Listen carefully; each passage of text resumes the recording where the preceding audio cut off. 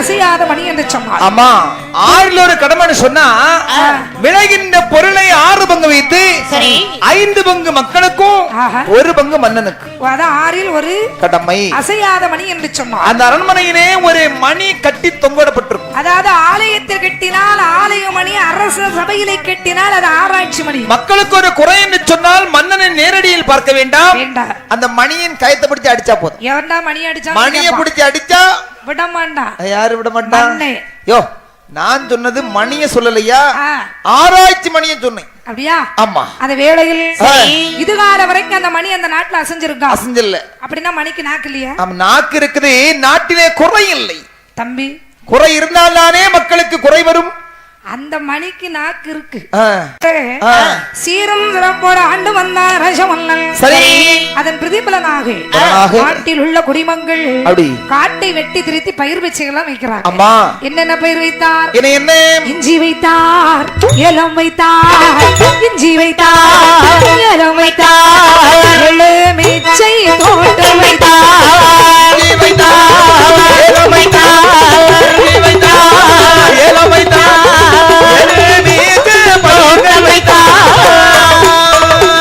நாய்வாழை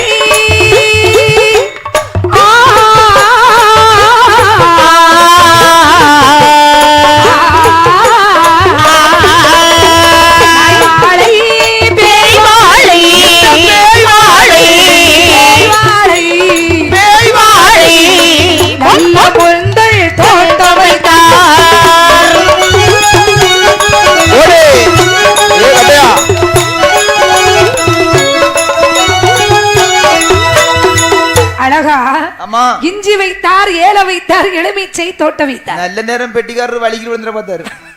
அழகாக வாழை தோட்டங்கள்லாம் இட்டு பயிர்கள் இட்டு பலன் எடுக்கலான் இருக்கிறாங்க. ஆமா, அந்த வேளையில் என்ன ஆகின்றது? என்னமா? காட்டில் உள்ள மலை மிருகோ, மலை மிருகோ,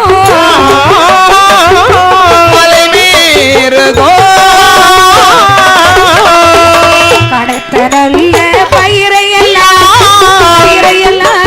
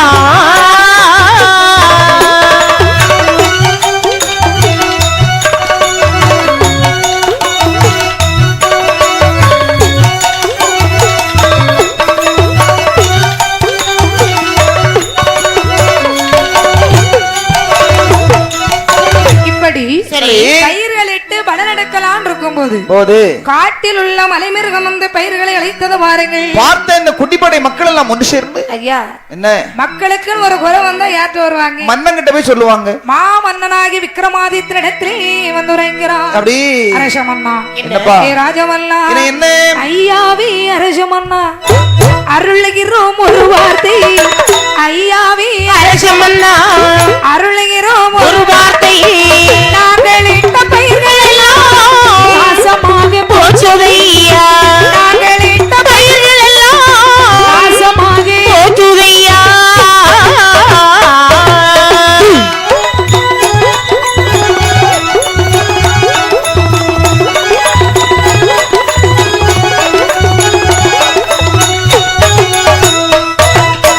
ஐயா, நாங்கெல்லாம் யாருன்னு தெரியுதா உங்களுக்கு? நீங்கள் எல்லாம் குடிப்படை மக்கள். ஐயா, குடிமக்கள் தானே? நாங்கெல்லாம் பெருங்குடி மக்கள். பழைய பெருங்குடி மக்களா? பெருங்குடி மக்கள்னா விவசாய, விவசாயம். உங்களை பார்த்தாலே தெரியுது நீங்க விவசாயிகள். நாங்க எவ்வளவோ கஷ்டப்பட்டு வாழ வச்சோம். யார வாழ வச்சீங்க? வாழ பயிர் வச்சோம். நம்ம வாழ வைக்காத ஆளே இல்லையே. இந்த பாருங்க, என்ன எவ்வளவோ பயிர்கள் இட்டு சரி பலன் எடுக்கலாம் இருக்கும்போது காட்டில் உள்ள மலை மிருகம் வந்து பார்த்து எங்கள் பயிர்களை அழித்ததும் அண்ணா என்றுரை என்னுடைய ஆட்சியினே பயிர்கள் வந்து அழிக்கின்றதா பார்த்தான் மன்னன்.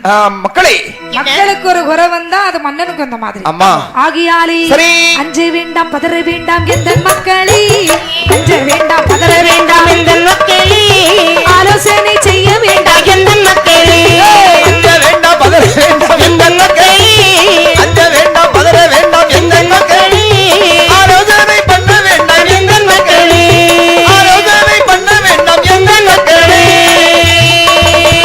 பயிர்களை அழித்ததும் மிருகங்களை, பயிர்களை அழித்ததும் மிருகங்களை, பதைவதைக்கு கொன்றிடுவேன் எந்த மக்களே.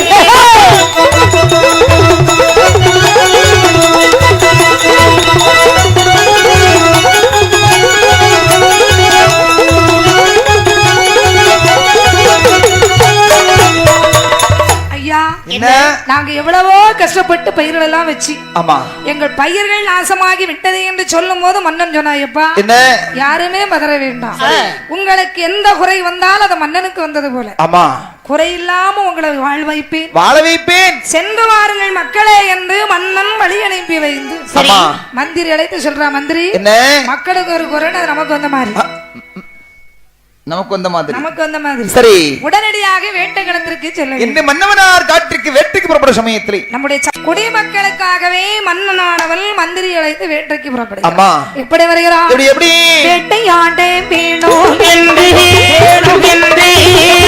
ஆதித்த ராஜா வேட்டையாட வேணும் என்று ஆதித்த ராஜா கடைகள் எல்லாம் அணி அணியா ராகுத்தரோ ஒற்றர்களும் மட்டர்களோ ஒற்ற நல்ல கழுவந்தரோ வாசத்திலே நாய் பிடித்து பத்தி பத்தியாய் கட்டு வாரா.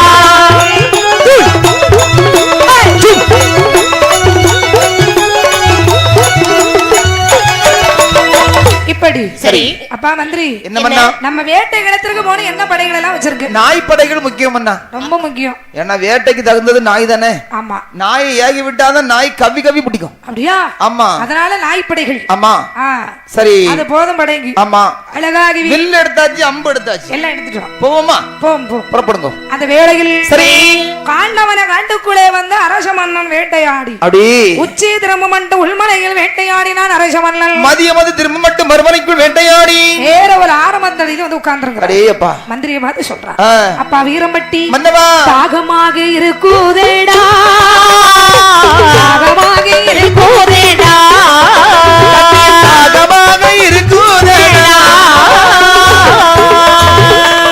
தண்ணீர் எனக்கு வேணுமேடா, தண்ணீரது வேணுமேடா, தாகமாக இருக்குதேடா, தாகமாக இருக்குதேடா, தாகமாக இருக்குதேடா, தண்ணீர் எனக்கு வேணுமேடா, தண்ணீர் எனக்கு வேணுமேடா, தாகத்திற்கு தண்ணீர் தந்தா, தாகத்திற்கு தண்ணீர் தந்தா, தாகத்திற்கு தண்ணீர் தந்தா, என்னுடைய மந்திரியே, என்னுடைய மந்திரியே,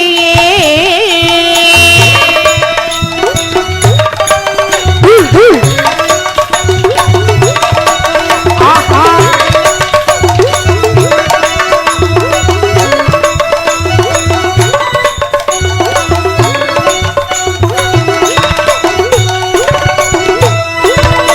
மந்திரி, எனக்கு ரொம்ப தாகமா இருக்கு, கொஞ்சம் தண்ணி கொண்டு வாங்க. சட்டு பொறுங்க மன்னா, எங்கேயாவது சென்று உங்களுக்கு நான் தண்ணீர் கோரி வருகிறேன். அப்படி என்று சரி. வெள்ளி மொந்த கையிலெடுத்த வீரம்பட்டி அந்த வனம் எல்லாம் எப்படி சுற்றி வருகிறான், பாராத இடங்கள் எல்லாம் பார்த்து வாரான் தண்ணீரை.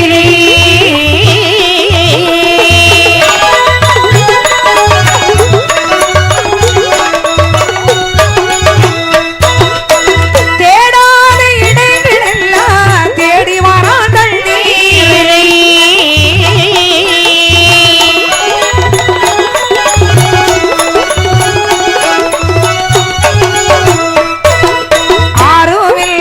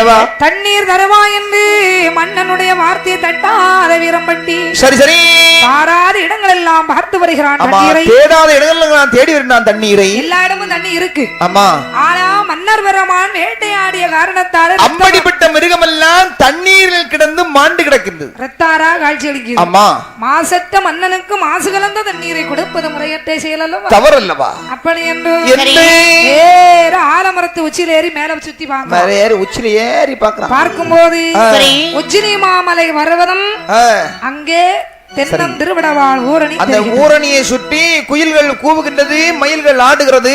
ஆஹா ஆஹா, அப்ப நம்ம தேடி வந்த தண்ணி அங்கதான் இருக்கு. அப்படி என்று சரி அந்த பார்க்கக்கூடிய வேளையிலே ஓடி வந்த மந்திரி முதல்ல தண்ணிய கோரி குடிச்சா. ஆமா, ஏன்னா அந்த தண்ணி நல்ல தண்ணியா இருக்கான்னு பாக்கணும்ல. ஆமா, நல்ல தண்ணியா இருந்தா தான் குடிக்க முடியும். அதுவும் பச்சை தண்ணியா இருக்கணும்ல. ஆமா, நீலமா இருந்தா குடிக்க முடியாது பாருங்க. அந்த வேளையில் தண்ணீரை கோரி அருந்தனா. ஆஹா, அந்த தண்ணி குடிச்சா நம்ம மன்னனுக்கு எதுவும் செய்யாது, எந்த ஒரு பாதிப்பும் இருக்காது, அதுல நோய் நொடி கிருமி எதுவுமே இல்ல, எந்த விதமான வைரஸ் இல்ல. சரி அப்படின்னு சொல்லி ஒரு வைரஸ் தான் உலகத்தையே ஆட்டிக்கிட்டு இருக்கு. ஆமா, எல்லா இடத்துலயும் ஒவ்வொரு கிருமி இருக்கு. ஆமா ஆமா, வேணும்ல, எல்லா இடத்துலயும் ஒரு கிருமி இருக்கு, எல்லா செட்லயும் ஒரு கிருமி இருக்கும். அப்படியா? அம்மா, எங்க செட்ல கிருமி இருக்கு. நான் செட்டுன்னு சொன்னது இந்த மொபைல் போன சொன்னேன். அத செட்டு தானே என்னாச்சு? கிருமி இருக்கும், வைரஸ் இதுல இருக்கும். நினைக்கிறா மந்திரி என்ன, இந்த தண்ணீரை அறிந்தினால் மன்னனுக்கு ஒரு பாதகம் இல்லை என்று சொல்லி அப்படி தண்ணீரை கோரி திரும்பும் போது கல்படியிலே ஒரு வாசகம் பொறிக்கப்பட்டிருக்கிறது. மனுஷன் தென்னந்திருவடவால் ஊரணியில ஏறி தண்ணி கோரினவரு கல்லுப்படியில வாசகத்தை பார்த்திருக்காரு. கல்லுப்படினா அங்க இல்ல, அவர் இறங்கி வந்த கல்லு, அந்த கல்படி அதுல எழுதியிருக்கு. எப்படி எழுதியிருக்கு? எப்படி? இதோ இந்த ஆலவிருட்சகத்தில் 7 உரிகளானது தொங்குகிறது. ஆமா, 7 உரிகளையும் ஒரே வெட்டாக வெட்டி சுனைகளை தள்பின்றவர்களுக்கு சரி என் தாயாகி உஜ்ஜினி மாகாளி எம்மை ஏறிய சிம்மாசனம் இறங்காமல் இருக்க வரந்தருவாள். அடே அப்பா, பார்த்தா வாசகத்தை படித்தான், மனதிலே பதித்தான், மேல பாக்குறான். ஆக உண்மையில 7 தங்க உரியெல்லாம் இருக்கு. இது வாசம் உண்மைதான். 7 உரியும் ஒண்ணு போல இல்ல இருக்கு. அந்த வேளையில் சரி தண்ணீர் தகையோடு இருக்கக்கூடிய மன்னர் பெருமானிடத்தில் ஓடோடி வருகிறார். மண்டபம், என்னப்பா இந்தாருங்கள் தண்ணி அடியுங்கள், தண்ணீர் குடியுங்கள். இது நல்ல தண்ணி தானே? நல்ல ஜம்முன் இருக்குமன்னா, நல்ல குளிர்ந்த தண்ணீர். அப்படியா? ஆமா ஆமா, வேற தண்ணீரை அறிந்தினான். இது அவருக்கு செம்பு. அந்த வேளையில் சரி தண்ணீரை அறிந்து விண்டு மன்னவருமான் அப்படியே அடக்காயும் வெள்ளிலையும் அருந்துறார். சரி, அடக்காய் வெள்ளிலைன்னா என்னது? வெத்தில தாம்பலம் தெரிக்கிறாரு. ஆமா, வெத்தில பாக்கு போட்டு அப்படி உட்கார்ந்து இருக்கிறார், நல்ல ஜம்முன் இருக்கிறாரு. அந்த வேளையில் உரைக்கிறான் மந்திரி. என்ன மன்னா, என்ன தண்ணீர் எங்கிருந்து கொண்டு வந்தேன் தெரியுமா? எங்கிருந்து? ஐயாவி அரச மன்னா, ஐயாவி அரச மன்னா, அருளோகிரி உருவார்த்தை உச்சினி மாமலையதிலே, உச்சினி மாமலையதிலே, உயர்ந்த மலை உச்சியிலே அங்கே கண்ட அதிசயத்தை, அங்கே கண்ட அதிசயத்தை ஆதரவாய் சொல்லுகிறேன். கண்ட அதிசயத்தை, அங்கே கண்ட அதிசயத்தை ஆதரவாய் சொல்லுகிறேன். திருவடவாள் ஊரணி, மன்னா திருவடவாள் ஊரணி, சிறந்த நல்ல ஆலமரம், மரமதுதான் இருக்குதல்ல, வனமகிழ்ந்த வனமதிலே, வனமதிந்த வனமதிலே, 7 நல்ல உரியதையோ, 7 நல்ல உரியதையோ இன்பமுடனே தொங்க கண்டாய்.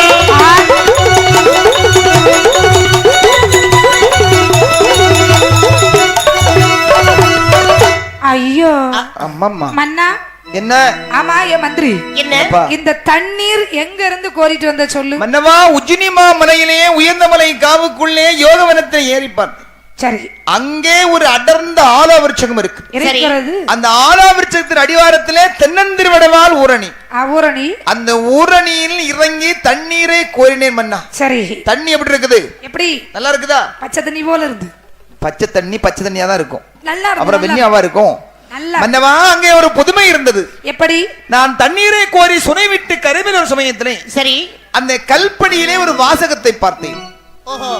என்ன தெரியுமா? எப்படி? அருகில் இருக்கின்ற ஆலா விருட்சத்திலே 7 உரிகள் தொங்குகின்றது. சரி, இந்த 7 உரிகளையும் யார் ஒருவர் ஒரே வெட்டாக வெட்டி நேராக சுனையிலே நடுவிலே கழுமுனை, ஆமா, அந்த கழுமுனை நாட்டி வைக்கப்பட்டிருக்கிறது. சரி, அந்த கழுமுனை நேராக வரும்போது 7 உரிகளையும் ஒரே வெட்டாக வெட்டி யார் ஒருவர் கருமுனை நோக்கி விழுகின்றார்களோ சரி அவர்களுக்கு அம்பிகை உஜ்ஜினி மகாளி அம்மை 1000 வருடம் நாடாள வரம் கொடுப்பாளாம். ஏப்பா, என்ன இப்படிப்பட்ட ஒரு அதிசயம் இந்த உலகத்தில் நடக்குமா? ஆமா, எழுதி வச்சிருக்காங்களே. எழுதி வச்சு நீ பாத்தியா? நான் பார்த்ததுனால தான் சொல்றேன். நீ பார்த்தேன்னா என்னால நம்ப முடியாது. நான் இந்த ஒரு விரிச்சல மட்டும் விட்டு கொடுக்க மாட்டேன். நீ எல்லா இடம் பாப்ப. நான் உண்மைன்னு சொல்லுவேன், இல்லன்னா நான் இல்லன்னு சொல்லிடுவேன். நீதானே அது நடந்த சம்பவம் எழுதி வச்சிருக்கிற அம்மா. இந்த உரை எதுக்கு தெரியுமா நான் உங்ககிட்ட சொல்றேன்? இந்த உரையை நீங்க தான் வெட்டணும். ஏனா? ஆமா, இது இழுப்பு ஒரு வித்தியாசமல்ல இருக்கு. பாப்போம், முத உரியவே பாப்போம். சரி வாங்க வாங்க. அப்படி என்று சரி எப்படி வருகிறாள்? எப்படி கடனண்டை எப்படி வருகிறாள்? எப்படி கடனண்டையாய் தன்னடந்து மன்னவனோ மந்திரியா உஜ்ஜினி மாமலையதிலே யோகவனமானதிலே திரவட்டமாள் ஊரே நீ சென்று கண்டார் இருமீரோ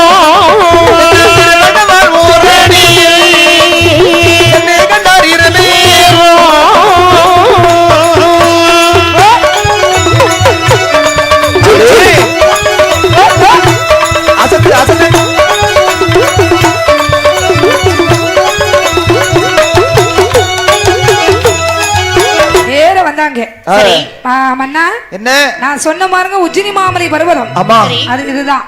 இதுதான் பர்வதமா? அதோ தெரியுது பாருங்க. அது என்ன மரம்னு சொல்லுங்க? இதுதான் ஆலமரமா? ஆலமரம். இந்த ஆலமரம் எவ்வளவு பெருசா இருக்குது.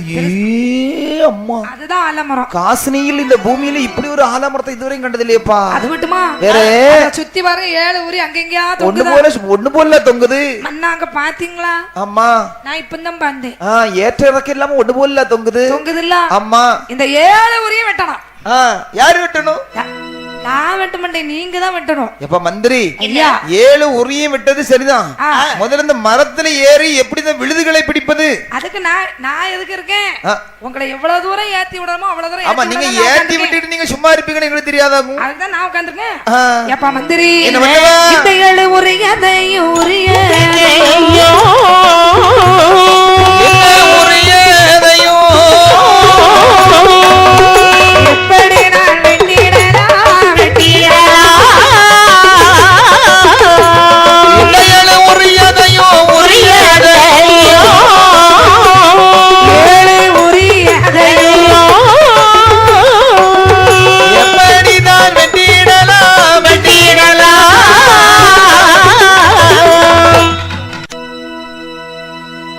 அரசமன்னன் சொல்லை கேட்டு சொல்லை கேட்டு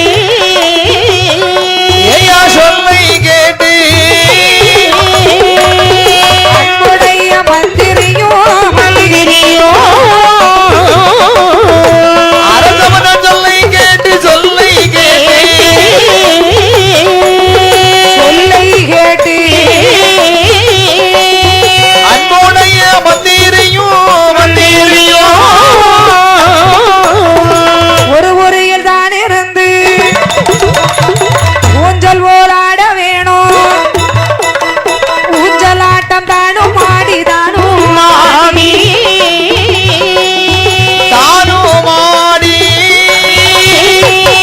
ஒவ்வொன்றாக சேர்க்க வேணும்.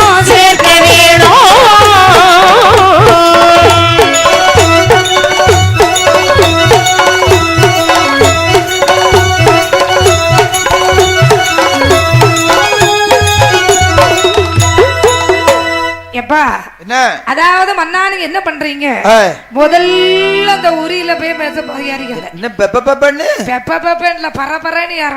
பரபரன்னு மரத்துல ஏறி அந்த உரிய பிடிக்கணும். எப்படி ஏறுவீங்க? முட்டோடு தான் ஏறணும். அது ஏற கொஞ்சம் கஷ்டம் தானே. நீ கொஞ்சம் தூக்கி விட்டு தான் ஏறுறேன். நான் சொல்றேன், அத மாதிரி செய்யுங்க. நான் இப்ப அந்த மரத்து மூட்டுல குனிஞ்சு நிக்கிறேன். நல்லது. நீங்க என் தோள்ல காலை வச்சு மேல ஏறுங்க. உன் தோல்ல மிதிச்சு ஏறணுமா? எனக்கு ஒரே எண்ணம் உங்களை உயர்த்திடணும். ஒன்ன ஒரே மிதியா எனக்கு மிதிக்கணும். நீங்க தானே? ஆமா. அதுக்கு நீ ஒருக்கா பறக்கணும். நீ குனி பாப்ப, நான் மிதிக்கிறேன்னு பாப்போம். நாங்க மிதிச்சு ஏறி போங்க. அப்படி என்று சரி மந்திரி உரைத்த வாசகம் படியே வந்தவனும் உரை செய்தான். அடே அப்பா, வேற உரி மேல ஏறி உட்கார்ந்திருந்தான். சரி அண்ணா அதுல ஒரு முத உரியில உட்கார்ந்தீங்களா? அவன் ஒன்ன பிடிச்சிட்டேனே. அப்படியே வலது பக்கமா சுத்தணும். இப்படி இல்ல, இப்படி. அண்ணா இப்பதானே ஆரம்பிச்சிருக்கோம், கொஞ்சம் பொருள் மந்திரி, நான் சுத்தி வரேன். இனி சுத்தணும், ஒவ்வொன்னா சுத்தி பிடிக்கணும். அப்படியா? 7 உரிகளையும் பிடித்து சரி ஊஞ்சல் ஆடுவது போல் சுழந்து ஆடி வந்த 7 உரிகளையும் இடது கைக்குள் பிடித்தார். பிடித்து நீங்க ஒரே முகமா வெட்டினீங்கன்னா கரிசு மதில உளுந்துருவீங்கன்னா மண்ணை சூதனம் ஆயிட்டாரு. சரி என்ன? ஆமா, இது நாள் வரைக்கும் ஆமா நம்ம 2 பேரும் அண்ணன் தம்பி போலதான் இருக்கோம். நம்ம 2 பேரும் அண்ணன் தம்பி தானே. நீ எத்தனை நாளா கனவு கண்டுட்டு இருந்தாப்பா? எதுக்கு? நான் அந்த கரிசு மணில உழணும்னு. அண்ணா என்ன நீங்க அப்படி தப்பாவே நினைக்காதுங்கோ. சரி சரி, அங்க வெட்டி இங்க விழுந்தாதான் அம்மா வரம் கொடுப்பா. அப்படியே வெட்டிட்டு விழுந்தோம்னா செத்துருவோம்னா ஒண்ணு சாக மாட்டீங்க. விழும்போது அம்மா நீ கூப்பிடணும். எந்த சத்தம் வருதோ அதை போடுங்க. ஆமா, அதாவது அப்பா நீ சொல்ல அப்பா வந்து காப்பாத்துவார், அப்பா காப்பாத்துவான். அம்மா நீ சொன்னா அம்மா வந்து காப்பாத்துவாங்க. அது உண்மையா? ஆமா. எனக்கு ஒரு சந்தேகம். பெட்டிக்காரர் இப்ப வரும்போது கால் சறுக்கும் போது எத்தே அப்படின்னாரு. எத்தேன்னியா? அது எத்தே இல்ல செத்தே. அப்படியா? ஆமா ஆமா, அது உங்க காதுக்கு எத்தேன்னு கேட்டிருக்கு. ஐயா இங்க பாருங்க, அத்தை வீட்டுல குடி கொண்டிருக்கோம் அப்படிதான் கேட்பான். அது சொல்லு. ஆகியால் என்ன நீங்க சொன்னதை செய்யுங்க மன்னான்னு சொன்னான். அதாவது வாய்ச்சொல் அளவு விதி மட்டும். எனக்கு ஒரு சின்ன சந்தேகம். என்ன? ஆளே இல்லாத கானகம். கானகம், அந்த கானகத்துக்குள் நடு ஆத்துக்குள்ள கரிசு முனையை கொண்டு வச்சது யாரு? வச்சது யாரு? அதாவது அது கரிசு முனையா? கழுமுனை இல்லம்மா, அதாவது கரிசு முனை இல்ல. என்ன தெரியுமா? என்னது? சம்பராசுரனை வதம் செய்துவிட்டு தாயார் உஜ்ஜினி மாகாளி அம்மா சரி ஈசனிடத்திலே வரம் வாங்கி தவக்கோல நாயகியாக விக்ரமாதித்த மன்னவன் வருவான் என்று சொல்லி அந்த சுளைக்குள்ளாக தவக்கோல நாயகியாக அம்மா கரங்கூப்பி நிற்கிறார். அண்ணே என்ன? சம்பாசுரனை அழைத்தவள். அப்படி சம்பத்துறைக்கு ஒரு பாடம் கற்றுக் கொடுப்பதற்காகவும் அம்மா வெள்ளைக்காரனுடைய ஆட்சியிலே உச்சினிமாளி அம்மா இருக்கா. அம்மா அப்படிப்பட்ட பாளையத்தை அழைத்து பாளையத்தம்மையாக பூஜை வாங்க வேண்டும் என்றுதான் கரிசுமுனை போல் அவள் அமர்ந்தாள். அதாவது தாயாவுடைய கரம் குவிக்கப்பட்டிருப்பது கரிசுமுனை போல் காட்சி அளித்தது. அப்படி அந்த வேளையில் சரி எப்படி ஆனாலும் சரிதான், நம்ம உயிரே போனாலும் இதுல எழுதியிருக்க வாசகம் உண்மையா என்னன்னு தெரிஞ்சாகணும். அப்படி என்று மந்திரி உரைத்த வார்த்தை கேட்ட இந்த விக்ரமாதித்த அரச மன்னன் அப்படியே அரச மன்னன் ஆதரவாய் செய்து வர சுனகதிலே கையை ஏந்தி மாறாளே மாகாளி உச்சினி மாமலையதிலே உச்சினி மாகாளி கண்டு கோவில் ஒன்று கட்ட வீணோ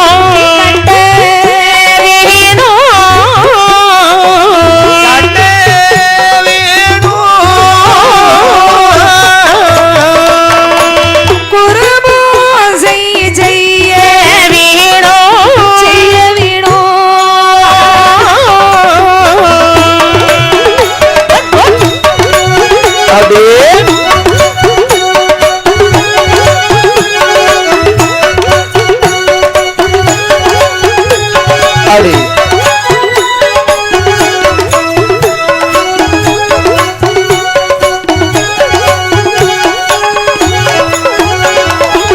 இப்படி சரி மந்திரி உரைத்த வாசகத்தின்படி அம்மா விக்ரமாதித்த மன்னனும் 7 உரிகளை வெட்டி கரிசுமனை நோக்கி வருவது அம்மான் அபய குரல் போட்டான் பாரு. சத்தம் கேட்டதும் தாயாகிய உஜ்ஜினி மாகாளி அம்மையானவள் கூப்பி இருந்த கரத்தை திறந்தாள். இரு கரம் கொண்டு இரு கரத்திலும் ஏந்தினாள் இந்த விக்ரமாதித்த மன்னவனை படித்திரையிலே சேர்த்தாள். சரி அசிரியர் வார்த்தை உரைக்கின்றது. விக்ரமாதித்தா, நான் உரைத்தது போல நீ செய்த காரணத்தால் உனக்கு 1000 வருடம் ஏறிய சிம்மாசனம் இறங்காமல் இருக்க பிறந்தது. இருந்த போதிலும் உச்சினி மாமலை பர்வதத்திலே உச்சினி மாகாளிக்கென்று கோயில் கட்டி குருபூஜை செய்து வருவாயானால் கூடு விட்டு கூடுமாய் வல்லமை தருவோம் போகலாம். மழை பெஞ்சு கொஞ்ச மாதிரி இருக்கு. ஆமா அம்மா கோயில் கட்டி இருக்கிறார். கல்லினால் கோவிலாந்து கட்ட வேண்டும் என்று மாகாளி கட்டளையிட்டாள். சரி, ஆம் என்று சம்மதித்து ஆமா, மன்னனும் மந்திரியும் வழிபுறப்பட்டு வரும்போது மந்திரி மனசுல ஒரு யோசனை. என்ன யோசனை? இந்த உரிய பார்த்தது நாம, மன்னர்கிட்ட சொன்னது நாம, அழைச்சிட்டு வந்தது நாம, ஐடியா கொடுத்தது நாம. ஆமா, எல்லாமே தானாக இருக்கும் போது சரி, மன்னன் உரிய மட்டும் வெட்டிட்டு 1000 வருஷம் அவர் இருப்பாருங்கிறது உறுதியாயிட்டு. அதானே. ஆனா நம்ம நிலைமை கூட்டிட்டு வந்தது நம்ம தானே. ஆரம்பிச்சோம், முடிச்சோம் நம்ம தான் வச்சோம். நம்ம தானே. ஆமா. அப்ப இது என்ன விவரம்னு அம்மாட்ட நம்மளே கேட்டோம். சரி, முதல்ல கேட்டணுமா? அப்படி என்று மன்னா, என்ன, நீங்க அரண்மனையில சற்று ஓய்வெடுத்துக் கொள்ளுங்கள். நல்லது. நான் நகர்வலம் சுற்றி வருகிறேன். சரியா? சரி, நீங்க ஓய்வெடுத்துட்டு நம்ம பிறகு மந்திரி நீ சொன்ன சரிதான் அப்படின்னு சொல்லி பலி புறப்பட்டு நேர மாகாளியுடைய ஆசீர்வாதத்தை எங்கு கேட்டதோ அப்படி அந்த இடத்தில் வந்து அம்மா அன்னையா மாகாளி 1000 கண் உடையவளை அப்படி பருந்தி நிற்கிறான் இந்த மந்திரியானவன். சரி சரி. தாயாரி மாதாவி மாதாவி தரணி எல்லாம் ஆண்டவளி ஆண்டவளி அம்மா தரணி எல்லாம் ஆண்டவளி ஆண்டவளி தாயாரே மாதாவி மாதாவி தரணி எல்லாம் ஆண்டவளி ஆண்டவளி தரணி எல்லாம் ஆண்டவளி ஆண்டவளி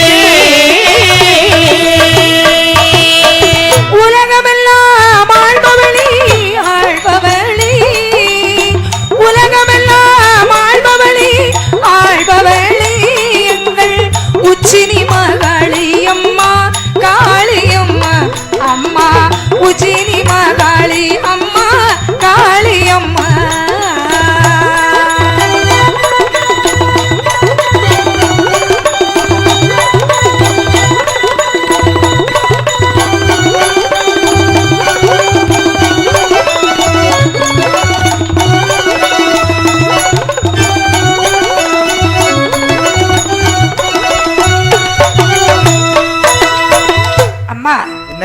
உரிய கண்டவனான் மன்னனுக்கு செய்தி சொன்னவனான் மன்னவனை அழைத்து வந்தவனான் வெட்ட ஐடியா கொடுத்தவனா. ஆமா, எல்லாமே நான் தான். ஆனா உரியக்கள் வெட்டினவருக்கு மட்டும் வரம் கொடுத்தாய். அதானே. காரணம் என்ன சொல்லென்று மாகாளி வேண்டும் போது மாகாளி அம்மா என்ன சொல்கிறாள்? அன்னையா மாகாளி 1000 கண்ணுடையாள். சரி, சிம்ம வாகனத்தில் ஆரோகணித்த சிம்ம வாகனி அப்படி வீரம்பட்டி முன்பிலே தோன்றுகிறாள். என்ன சொன்னாள்? வீரம்பட்டி அம்மா என்னை எதற்காக அழைத்தாய்? தாயாரே, என்ன என்னுடைய மன்னவனுக்கு தாங்கள் வரம் கொடுத்தீர்கள் அறிந்தேன். ஆனால் மன்னவனுக்கு மட்டும் வரம் கொடுத்தீரே தாயே, எனக்கு ஏதாவது வரம் வேண்டாமா? அப்பா வீரம்பட்டி, என்னம்மா? நான் வேலை சொன்ன வேலையை அவன் செய்தான். சரி, அதனால அவனுக்கு தகுந்த சம்பளம் அதுதான். அந்த வேலை செய்ததுக்கு காரணம் நாதானம்மா. இருந்தாலும் உரிய வெட்டினவருக்குத்தான் வரம் கொடுப்பேன் என்று சொன்னேனே தவிர வெட்ட ஐடியா கொடுத்தவங்களுக்கு வரம் கொடுப்பேன். அது ஏதாவது ஒரு வாசகம் இருந்தா சொல்லு, வரந்தாரு. வாசகம் இல்லதான், இருந்தாலும் எங்க மன்னவன் இருக்க வரைக்கும் நானும் இருக்க வேண்டும் அல்லவா? ஆனா மந்திரி, என்ன உன் நல்ல மனசு எனக்கு தெரியுது. சரி, ஒரு சின்ன வேலை தர்றேன், செய்றியா? என்ன வேலைம்மா? பாருப்பா, என்ன வையகத்தில் கீர்த்தி பெற்ற வகையான அரசமல்லல் எந்த வகையான ஆளு ஏற்ற நல்ல கீர்த்தியுடன் கீர்த்தி உள்ள அரசனையும் கிருபையுடன் தானு சென்று அவனுடைய அந்த அரசனுடைய தலைதனையும் பாதத்திலே வைத்தாயானா அரசனுடைய தலையையும் பாதத்திலே வைத்தாயானா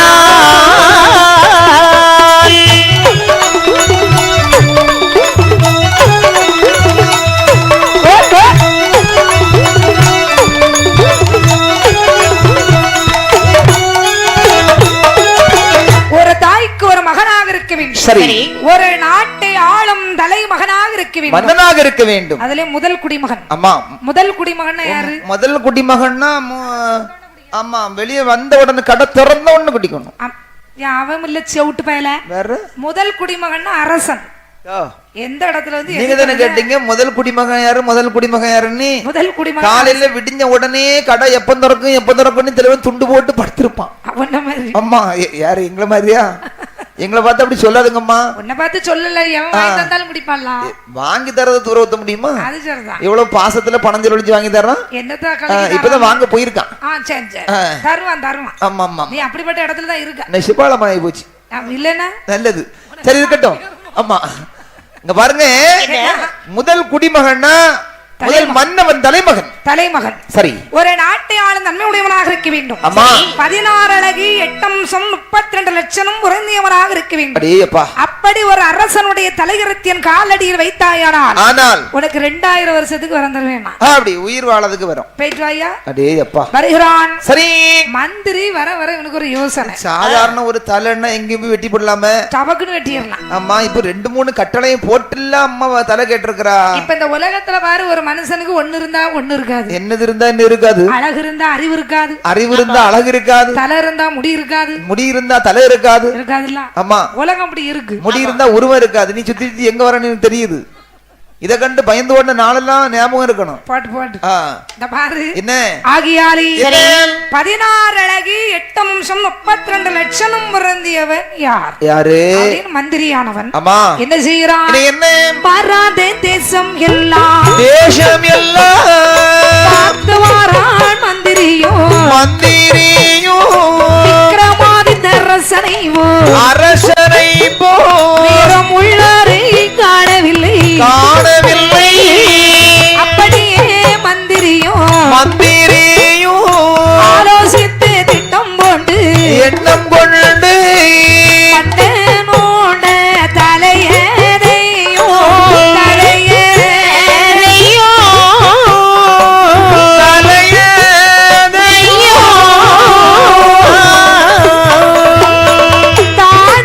தானறுத்தாள் மந்திரியோ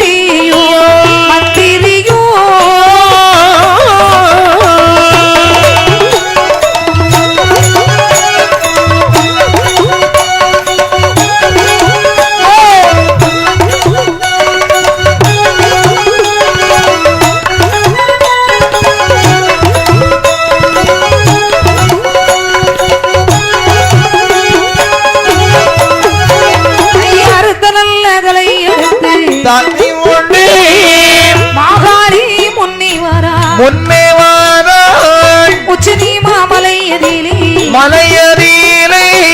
உயர்ந்த மலை உச்சியிலே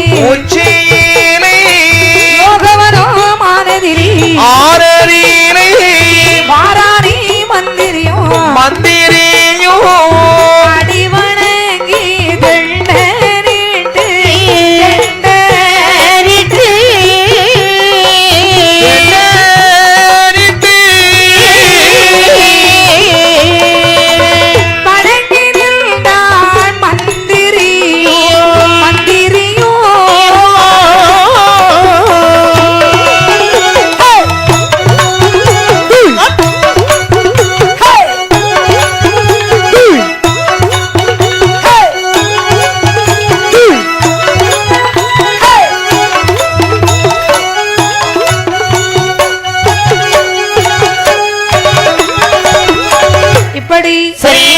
எல்லா இடமும் யுத்தியமாக்கும் போது மன்னனை தவிர யாரும் இவனுக்கு தெரியும். அம்மா பார்த்தான் மந்திரி. அப்படியே நித்திரையில் இருந்த மன்னவனை நித்திரையில் இருக்கும் போதே சென்று தலையறுத்து மாகாளி முன்னிலே வைத்தான். சரி, பார்த்தாள் மாகாளி.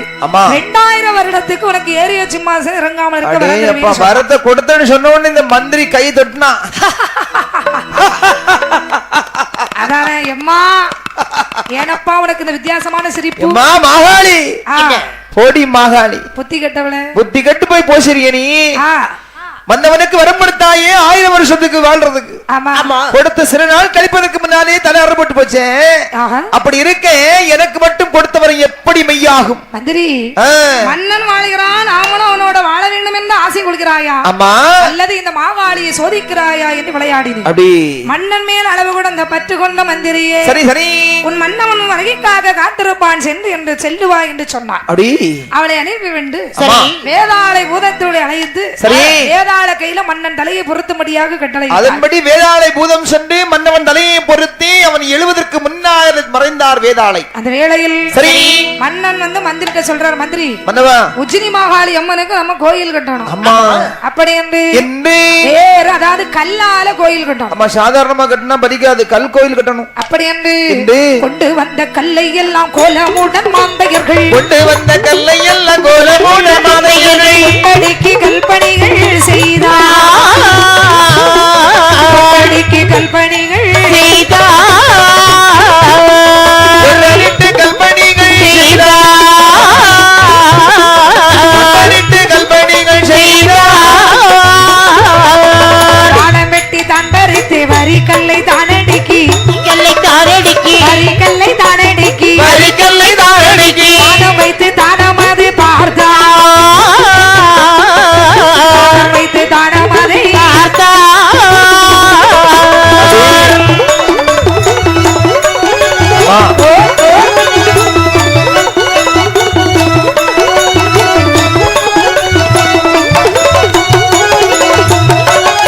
பெரிய கோட்டையது ஆள் உயரமான போது, ஆள் உயரமான போது அழகான மாந்தையர்கள் கூடி, அழகான மாந்தையர்கள் கூடி, அழகான மாந்தையர்கள் கூடி, அழகான மாந்தையர்கள் கூடி தானடைங்க தான் திறக்கும் தாயாரோட தங்க கோட்டை, தாயாரோட தங்க கோட்டை தந்தீர பாயம் அதை செய்தார், தந்தீர பாயம் அதை செய்தார், தண்ணீர வாயமது செய்தார், தண்ணீரவு வாயமது செய்தார். சங்கமத்தை தான் எடுத்து சாட்டமையில் கொண்டரைந்து, சாட்டமையில் கொண்டரைந்து சாதிலிங்க காரை பூசுவாரா, சாதிலிங்க காரை பூசுவாரா, சாதிலிங்க காரை பூசுவாரா, சாதிலிங்க காரை பூசுவாரா. மேல சாம்பிராணி தீபம் காட்டு மண்டபத்தில், தீபம் காட்டு மண்டபத்தில் அழகான மாந்தையர்கள் கூடி, அழகான மாந்தையர்கள் கூடி, அழகான மாந்தையர்கள் கூடி, அழகான மாந்தையர்கள் கூடி அந்த நல்ல கோட்டையில் அழகுடைய மாகாளி, அழகுடைய மாகாளி மாகாளி அம்மை உத்தமியால் வந்து வீற்றிருந்தாளே.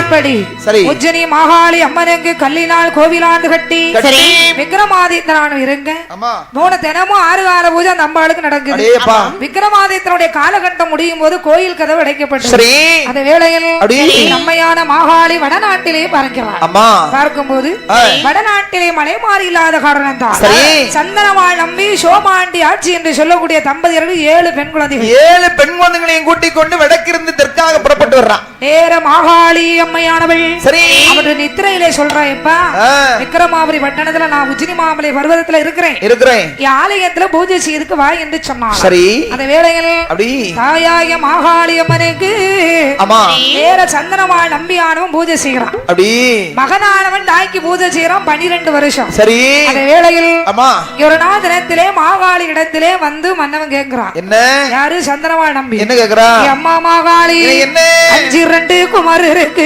உச்சி நீ மாகாளி காரி வேலு பிள்ளை தாயி ஆயனோட தங்காரி கண்ணனோட தங்கா குமரி இறக்கம் தந்தரவாய் உச்சி நீ மாகாளி 2 குமர் இருக்குது உச்சி நீ மாகாளி யோகவனகாரி யோகவனகாரி ஆயனோட தங்காரி குமரருக்க முதல் தருவாய் உச்சி நீ மாகாளி 4 குமர் இருக்கு உச்சி நீ மாகாளி உதிர மாகாளி யோகவனகாரி வடக்கு வாச செல்வி ஆயனோட தங்காரி கண்ணனோட தங்கா குமரி இறக்கம் முதல் தருவாய் உச்சி நீ மாகாளி. அம்மா ஓடியா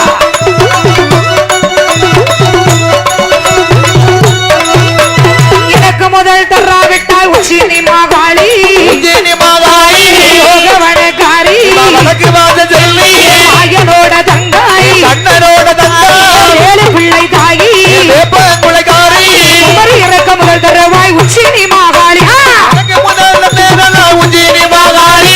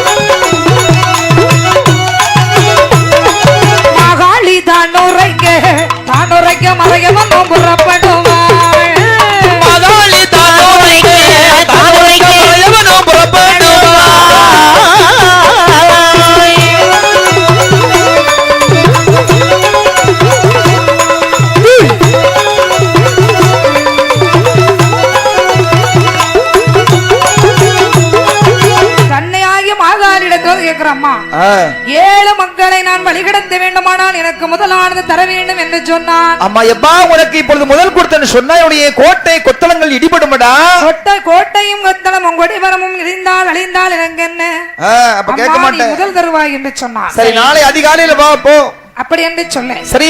மறுநாள் உதய காலத்திலே விக்ரமாதித்தன் களஞ்சியத்திலே இருந்து ஒரு தங்கப்பாலத்தை எடுத்து வேதாளை கூடத்திலே வைத்து அம்மா அரியணையில மறந்தார். சரி எப்பவும் போல பூசை முடிஞ்சா நம்பியா அம்மா பொருளை தாயானவள் கொடுங்க. சரி அம்மா என்னைக்கு பார்த்தாலும் போயிட்டு வரேன்மா. அந்த தினத்திலே பொருளை கொடுத்த போது சொல்லவும் இல்லை கொள்ளவும் இல்லை நேர புறப்பட்டு வந்துட்டான். போறேன்னு வந்துட்டான் கிளம்பி. அம்மா அந்த வேளையில் சரி அந்த நேரத்திலே தன்னுடைய மனைவியார் சோமாண்டி சொல்றா, சுவாமி என்ன பொருளாக வைத்திருக்கின்ற பணமாக மாத்தணும் எங்க போறீங்க? மாத்தணும் சொன்னா மதுரை நகரத்துக்கு தான் போக முடியும். மதுரைக்கு போறீங்க? அம்மா மதுரையில போனவே ஒழுங்கா திரும்பி வந்ததே இல்லை. நான் போயிட்டு வருவேன்டி. கண்டிப்பா வருவீங்களா? அம்மா அப்படி என்று கடைகள் எல்லாம் கடைகள் எல்லாம்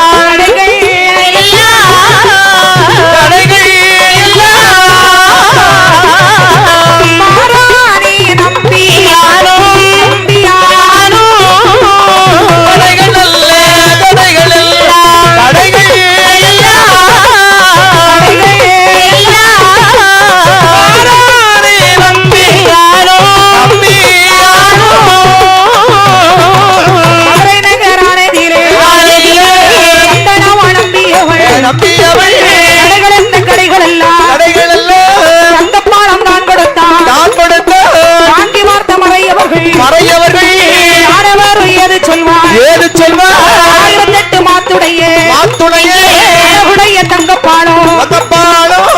முதல் தருவதற்கு எங்களிடம் இல்லை என்றார் சம்பத்துறை ராமநாதன் அறக்கடையில் வண்டான் இருக்கு கண்டானே வெள்ளைக்காரன் சம்பத்துறை இடமதியிலே ஆடவனும் உரைத்த போது நானே சம்பத்துறை ஆடவனும் ஏதோ வந்த மறையவனை கட்டி என்றாய் வெள்ளைக்காரன் நம்பியானை கைகட்டாய் கட்டி அடித்து இழுத்து வந்தாரே.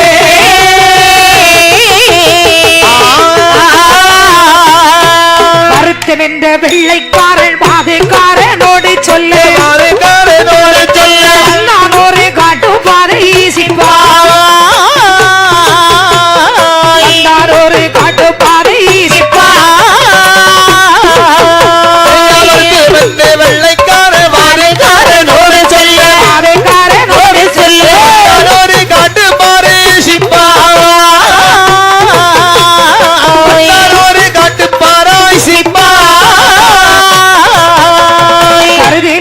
எங்கள் துறை கச்சேரி முகப்பதிலே உன்னை கொண்டு வர உன்னை கொண்டு வர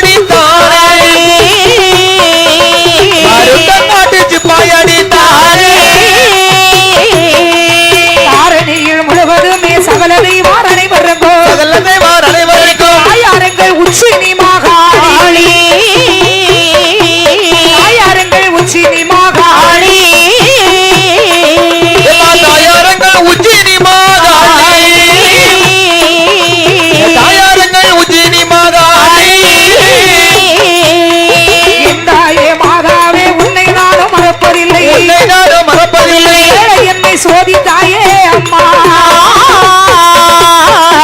என்னை சோதித்தாயே அம்மா என்னை சோதித்தாயே அம்மா என்னை சோதித்தாயே அம்மா பார்வதியே பராசக்தி பாருலகம் ஆண்டவளே பாருலகம் ஆண்டவளே ஆவிகையில் கொடுத்தாயோ தாயே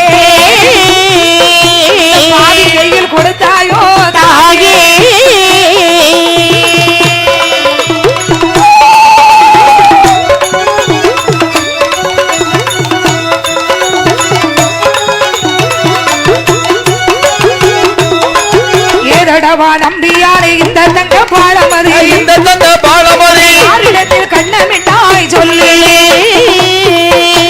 யாரிடத்தில் கண்ணமிட்டாய் சொல்லி யாரிடத்தில் கண்ணமிட்டாய் சொல்லி யாரிடத்தில் கண்ணமிட்டாய் சொல்லி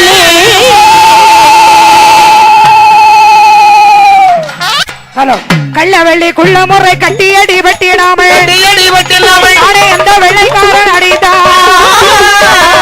நானே அந்த வெள்ளைக்காரன் அடித்தான் நானே அந்த வெள்ளைக்காரன் அடித்தான்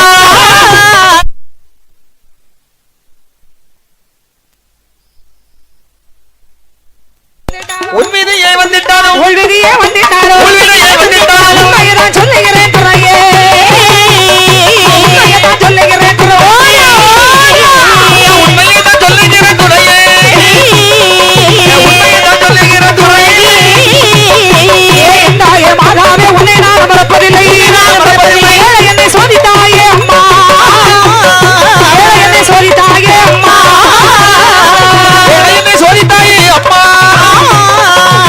என்னை சோதித்தாயே அம்மா உச்சினி மாமலையிலே உயர்ந்த மலை உச்சியிலே உச்சினி மாமலையிலே உயர்ந்த மலை உச்சியிலே உத்தமியா கோவில் உண்டு துறையே உத்தமியா கோவில் உண்டு துறையே உத்தமியா கோவில் உண்டு துறையே உத்தமியா கோவில் உண்டு துறையே எந்தி செய்யும் எந்தி வெட்ட உச்சினி மாரியம்மை உச்சினி மகாளியம்மை உத்தமியா தாண்டவை பால் துறையே உத்தமியா தாண்டவை பால் துறையே உத்தமியா தானளிப்பா துறையே உத்தமியா தானளிப்பா துறையே ஆதி சிவ சங்கரர் ஆதி நல்ல நாரணர்